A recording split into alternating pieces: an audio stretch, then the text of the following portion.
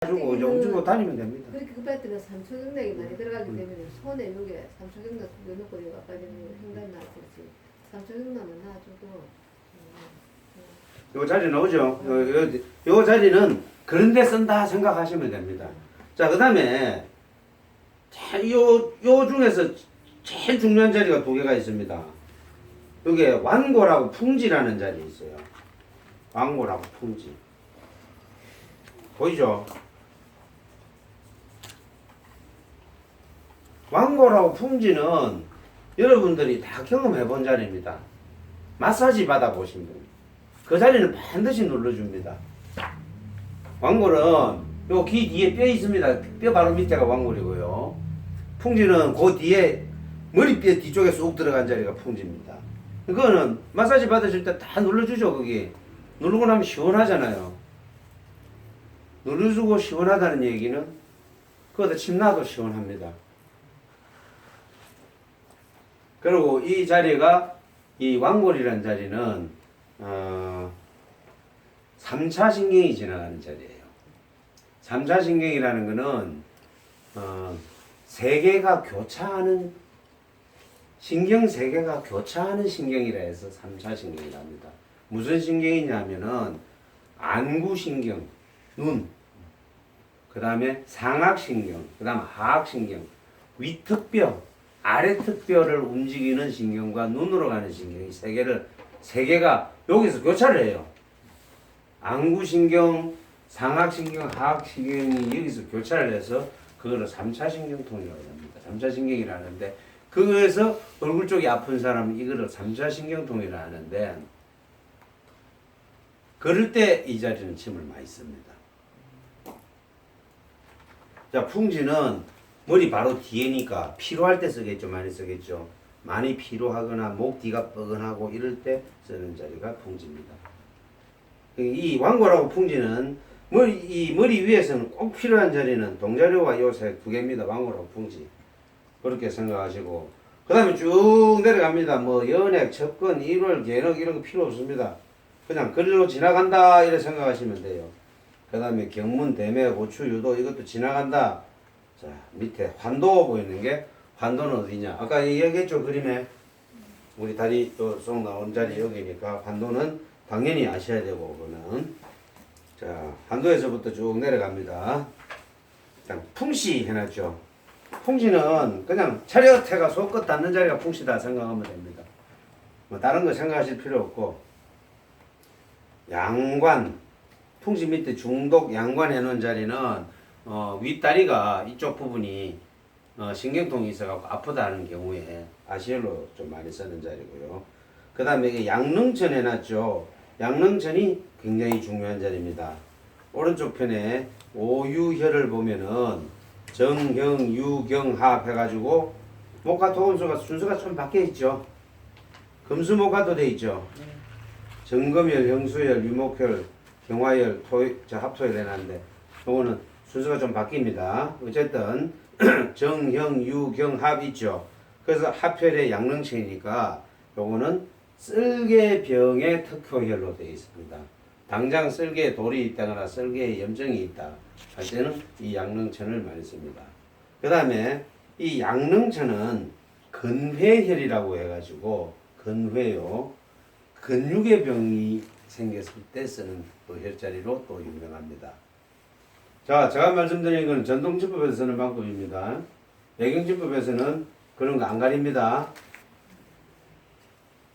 그 다음 자 내려가서 양교에서 외구 양교에서 외구 보면은 밑으로 안 내려가고 앞으로 움직이죠.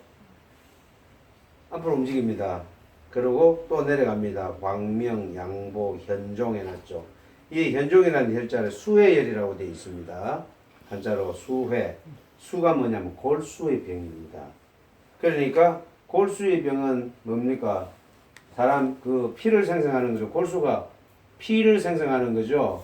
이게 혈과 관련된 피와 관련된 병, 중풍, 그 다음에 뭐 콜레스테롤 이런 병증에 쓰는 게 이 현종이라는 혈자리입니다.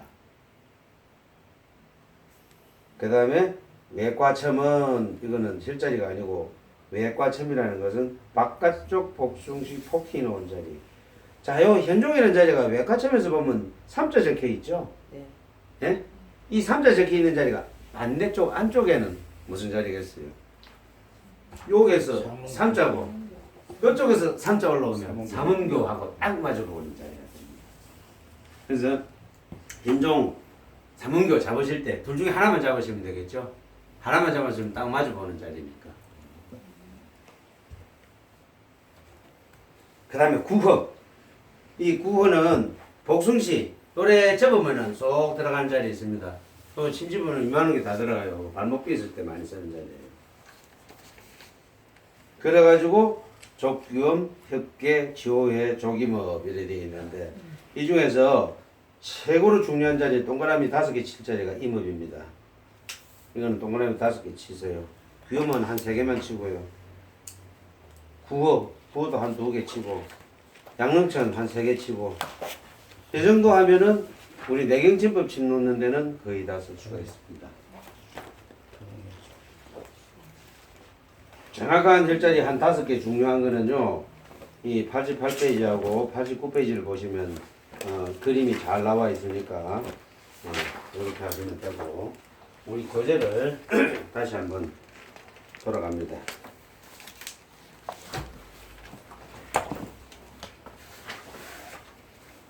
교재를 다시 보시면은 24페이지 제일 밑에 목기와 관련된 주요 증상에 보면은 다음 페이지 25페이지 경락상해 병증 간경, 담경, 대맥의 주행상에 신경통이 나타난다 이랬는데 대맥은 조금 이따 설명합니다. 요거 설명하는데 1분밖에 안 걸리니까 목기가 모자란다. 간과 담의 기운이 모자랐을 때 나타날 수 있는 병증이 뭐냐? 간경과 담경의 주행, 가는 길 쪽에 신경통이 나타날 수가 있습니다. 그래서 어디가 아프다, 근육통이나 신경통이 났다, 이러면 이 경락을 잘 보고 진단을 하시라는 거예요. 근데 이런 게 자꾸 심해지더라. 처음에 한 번 생겼다가 또 생기고 또 생기고 하더라. 경락상의 병증이 점점 심해지면 장부의 병이 온다고 그랬습니다. 그럴 때는 장부의 병증을 미리 대비를 하셔야 되는 거예요. 자, 족소음 단경은 양경이라 하늘에서 땅으로 기운이 내려옵니다. 눈꼬리에 있는 동자로혈에서 시작해서 넷째 발가락인 교음혈에서 끝난다. 그러면 얼마나 쉬워. 그런데 왔다리 갔다리 하니까 어려운 거지. 자, 족구는 간경은 응경이므로 기운이 땅에서 하늘로 올라간다. 엄지발동 옆에 대도혈에서 시작해서 가슴에 있는 키문혈에서 끝난다. 자, 간경은 기운을 땅에서 받아서 위로 올리고 단경은 하늘에서 받아서 땅으로 내리면서 빙빙 순환하는 가운데 허리에 힘이 셉니다. 이게 자연의 겁니다. 자, 대맥은요. 자, 1분 동안 설명합니다. 우리가 12개의 경락이 있는데요. 정경이라고 합니다. 정상적인 경락이라고 해서. 장부가 12개죠. 6장과 12개다 보니까 각 장부에 하나씩 경락이 있어요. 그런데 이 각 장부의 경락이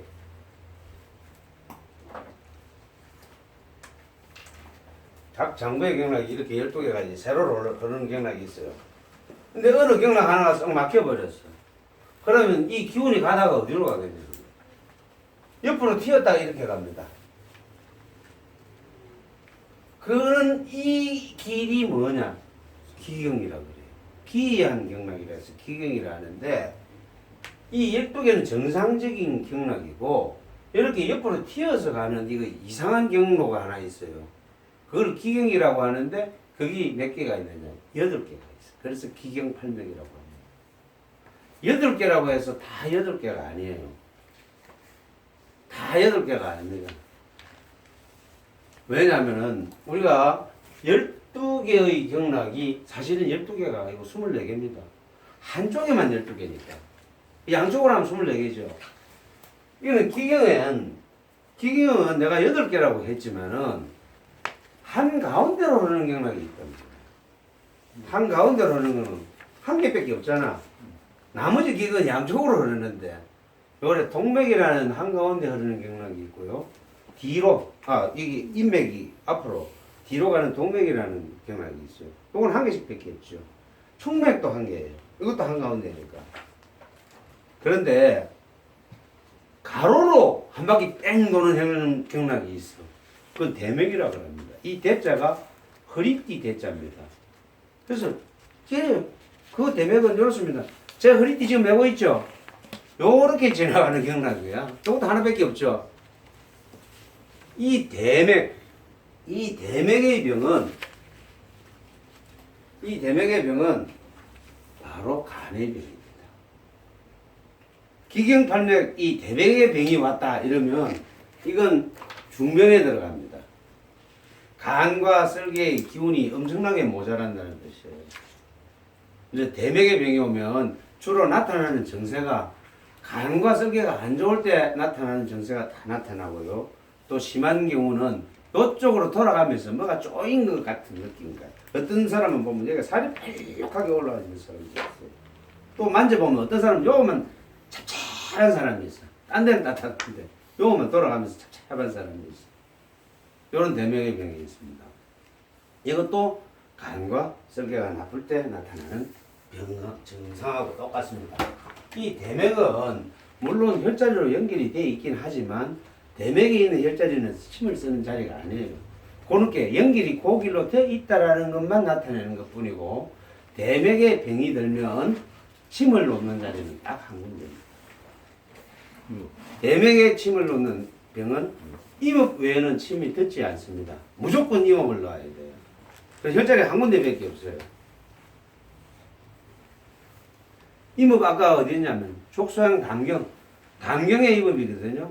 담경락 뭐냐? 넷째 발가락과 다섯째 발가락 사이에 쑥 들어오면 만져보면 쑥 들어간 자리요.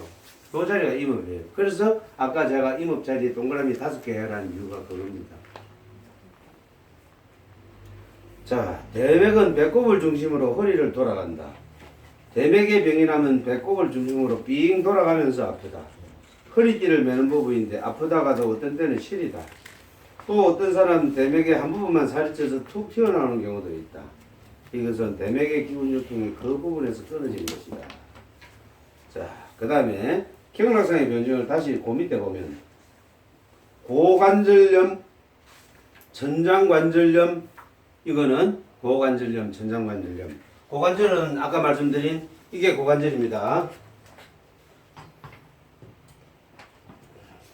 요 관절이 고관절입니다. 천장관절은 이 관절입니다. 척추와 요 청골, 예? 요 사이가 잘 안 움직여요. 요 관절이 천장관절입니다. 고관절염, 천장관절염은 이 바로 간의 병이다. 요래 이해를 하시면 됩니다. 그 다음에 또 어떤 병이냐? 옆구리가 아프거나 뜨끔뜨끔하다. 우리가 흔히 말해서 담 걸렸다 하는 옆구리 담 걸렸다 하는 그 자리입니다.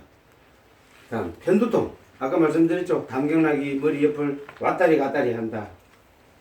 설계가 나쁜 경우 넷째 발가락이 꼬부라질 수 있다. 어떤 사람은 넷째 발가락만 희한하게 생긴 사람이 있어요. 이 사람은 아 설계가 안 좋구나 라고 그렇게 진단을 하시면 됩니다. 자, 여기서 또 넘어갑니다. 다 설명했고요. 28페이지 침으로 치료하는 것.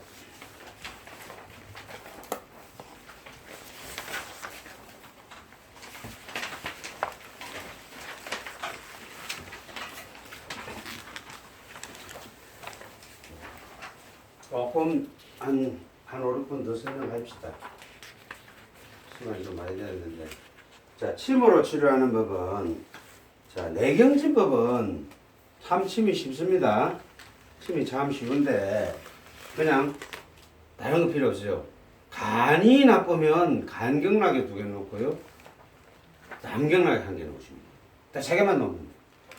담이 나쁘면 담경락에 2개 놓고 간경락에 하나 놓습니다. 그래서 그거를 뭐라냐면 241보 침법이라고 합니다. 자, 한자로 쓸게요.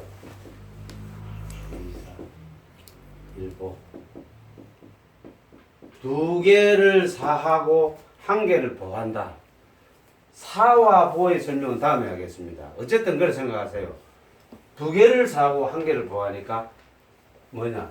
간이 나쁘면 간경락에 2개를 놓고 담경락에 1개를 놔요. 나쁜 쪽에 2개 놓고 상대 경락에 1개를 놓아요. 반대로 담이 나쁘면 담경락에 2개 놓고 간경락에 1개 놓으라는 얘기입니다. 그 다음에 요거는 간담이 나빴을 때 얘기죠. 아까 대맥의 병은요, 임은 한 군데죠. 이해가 가십니까? 그래서 대맥의 병은 기경의 병이다 이 말입니다. 이거는 정상적인 정경의 병이고, 정경의 병은 2, 4, 1보를 하고, 기경의 병은 한 가지 오로지 한 가지. 임은 한 군데밖에 한다. 이해가 가십니까? 아주 쉽습니다. 이게 내경진법입니다. 그래서 내경진법은 진단은 사실은 맥진으로 하는 게 가장 정확한데, 맥진이 잘 안 되시는 분들은 여기에 나타나 있는 증상을 가지고도 일단은 진단을 하시라는 거예요. 그렇게 증상을 가지고 진단을 하시고 맥을 보다 보면 맥 보는 실력이 늘어납니다. 아, 이 사람은 어디 가면 혐오두통이 있었는데, 이 사람은 변도가 부었는데, 이 사람은 고관절이 아팠는데, 그래가지고 맥을 보고 딱 봤더니, 아, 이 맥이 현맥이라는 거구나. 현맥인데, 그래서 침을 놔보니까 낫더라. 그러면 이렇게 생긴 맥이 현맥이라는 걸 내가 스스로 익힐 수가 있는 겁니다. 그래서 처음에는 현맥은 또 쉬우니까 여러분들 잘 찾기 쉽잖아요. 현맥처럼 쉬운 게 없잖아. 그러니까 잡아보시고 현맥이면 그렇게 심을 놓으시면 돼요. 만약에 현맥이 아직 지기 현맥인지 구맥인지 긴가민가 하다 싶으면 증상을 가지고 그렇게 심을 놓으시고. 왜냐하면 현맥하고 구맥이 길이가 조금 중간쯤 되면 헷갈릴 거 아니에요. 현맥은 1승이고 구맥은 2승인데 현맥이 구맥보다 길죠. 그런데 그 한 중간쯤 되는 길이가 나올 수도 있잖아요. 그래 되면 이게 현맥인지 구맥인지 헷갈린다고. 그래 되면 증상을 보고 짐을 놓을 수가 있게. 그러면서 실력을 넓혀 나가는 거예요. 100% 제가 맥이 이건 무슨 맥입니다 라고 일러드릴 수가 없는 게, 이게 느끼는 사람마다 감각이 다 다르기 때문에 이거 다 이거다라고 여러분들한테 설명을 해드리기가 참 모호한 부분이 있는 거예요. 그러니까 본인이 침을 놔가면서 환자 맥을 봐가면서 그 맥진법을 갖다가 익혀 나가야 됩니다. 제가 가르쳐 드린 거는 어떻게 보면은 가이드라인밖에 못 가르쳐 드리는 거예요. 여러분들 헷갈리면 아 이거는 뭐입니다 라고 설명을 해드릴 수 있어요. 그렇지만 결국 그걸 자기 걸로 만드는 것은 자기 자신의 노력이라는 거예요. 이해가시죠? 자, 그 다음에 침으로 치료하는 법은 됐고요. 그 다음에 운동 처방 29페이지 간을 좋게 하는 운동.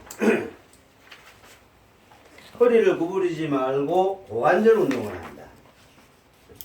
똑바로 하면 돼요. 제일 좋은 건요,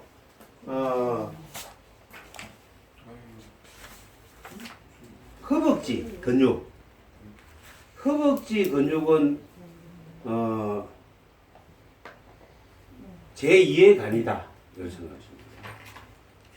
간이 안 좋은 사람들은 무조건 허벅지 근육을 펴요.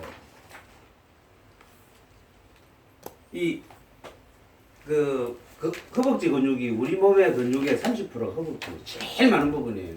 이 허벅지 근육. 이 부분이 간하고 굉장히 연관이 되어 있어가지고 이 근육이 튼튼하면 간의 부담을 줄여줍니다. 간이 안 좋은 사람들은 일단 간의 부담을 줄여줘야 되잖아요. 간이 쉴 틈을 만들어줘야 되잖아요. 여기 튼튼한 사람은 간이 쉴 틈이 많이 생겨요. 초기 당뇨인 사람들도 허벅지 근육을 반드시 키워야 됩니다. 이 간에 당뇨, 우리가 흔히 말하는 혈당, 그것을 저장하는 글리코겐을 간에서 하기 때문에 이 글리코겐 소모를 해내는 데는 이 허벅지 근육이 제일 소모를 많이 해요. 혈당을 떨어뜨리려면 이 허벅지 근육이 제일 중요합니다. 그래서 운동할 때는 이 허벅지 근육을 제일 위주로 하시고, 그 다음에 이 고관절이니까 같이 허벅지와 같이 좋아질 수 있는 무슨 운동? 스쿼트 하세요. 스쿼트가 제일 좋습니다. 계단 오르내리기. 내리지 말고 올라가기. 내리기는 아닙니다. 올라가기. 계단 올라가기. 그 다음에 스쿼트. 있죠. 허리는 그대로 산 상태에서 이거 하세요. 그 다음에는 이 허벅지 근육 굵어지고 그 다음에 이 간에 도움이 많이 갑니다. 음식 처방은 했었고 했죠 음식 처방. 다음 주에는 바로 넘어가겠습니다. 수고했습니다. 오늘 재미없는 수녀비대 경례. 네, 수고했습니다. 오늘 썰개경락 재미없는 거 하시느라고 욕받습니다. 참 제일 재미없는 게 썰개경락입니다. 덕분에 잘 잘 배웠습니다. 이해가 엄청